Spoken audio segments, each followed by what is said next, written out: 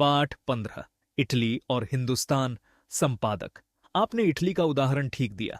Mazzini महात्मा था, Garibaldi बड़ा योद्धा था। दोनों पूजनीय थे, उनसे हम बहुत सीख सकते हैं। फिर भी इटली की दशा और हिंदुस्तान की दशा में फर्क है। पहले तो मैज़िनी और गैरिबाल्डी के बीच का भेद जानने योग्य है। मैज़िनी के अरमान अलग थे। वह जैसा सोचता था वैसा इटली में नहीं हुआ। उसने मनुष्य जाति के कर्तव्य के बारे में लिखते हुए बताया कि हर एक को स्वराज्य भोगना सीख लेना चाहिए। यह बात उसके लिए स्वप्न जैसी रह गई। गैरिबाल्डी और मैज़िनी के बीच मतभेद हो गया था, यह हमें याद रखना चाहिए। गैरिबाल्डी ने हर इटालियन के हाथ में हथियार दिए और हर इटालियन ने हथियार उठाए। इटली और ऑस्ट्रिया के बीच सभ्यता का भेद नहीं था, वे तो सगे भाई जैसे थे। जैसे को तैसा वाली बात इटली की थी। इटली को ऑस्ट्रिया के जुए से छुड़ाने का मोह गैरिबाल्डी को था। इसके लिए उसने कावूर के माध्यम से जो षड्यंत्र किए वे उसकी वीरता को कलंकित करने वाले थे। और अंत में परिणाम क्या निकला? क्या केवल इसीलिए कि इटली में इटालियन राज करते हैं प्रजा सुखी हो गई? मैज़िनी ने साफ कहा कि इटली सच में आजाद नहीं हुआ। विक्टर इमैनुअल ने इटली का एक अर्थ किया, मैज़िनी ने दूसरा। राजा और उसके दरबारियों के लिए इटली का अर्थ कुछ और था। मैज़िनी के लिए इटली का अर्थ था उसके लोग, उसके किसान। आज भी मजदूर दुखी हैं, प्रजा की दशा नहीं सुधरी। क्या आप हिंदुस्तान को ऐसी दशा में देखना चाहते हैं? यदि उद्देश्य केवल राज बदलना है तो वह सच्ची स्वतंत्रता नहीं। प्रश्न यह है कि प्रजा स्वतंत्र कैसे हो?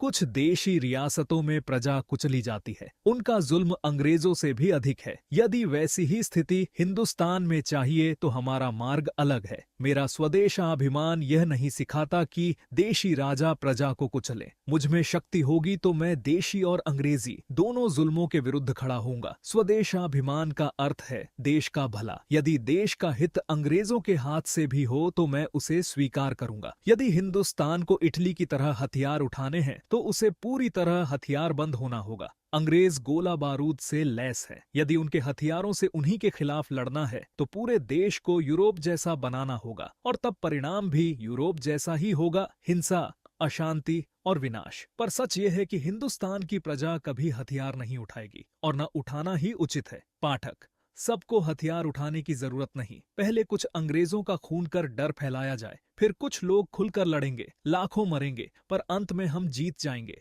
संपादक, आपका विचार हिंदुस्तान की पवित्र भूमि को राक्षसी बनाने जैसा है। अंग्रेजों का खून करके देश को मुक्त करेंगे, यह सोचकर आपको भय क्यों नहीं होता? खून तो हमें अपना करना चाहिए, क्योंकि हम कायर बन गए हैं। खून से राज करने वाले लोग प्रजा को सुखी नहीं बना सकते। ढींगरा ने जो खून किया उससे देश को लाभ हुआ, ऐसा मानना भूल है। मैं उसे देशभक्त मानता हूँ, पर उसका देश प्रेम उन्माद से भरा था। उसने अपने शरीर का बलिदान गलत मार्ग से दिया, उससे अंततः देश को हानि ही होगी। पाठक, लेकिन अंग्रेज इस खून से डरे हैं।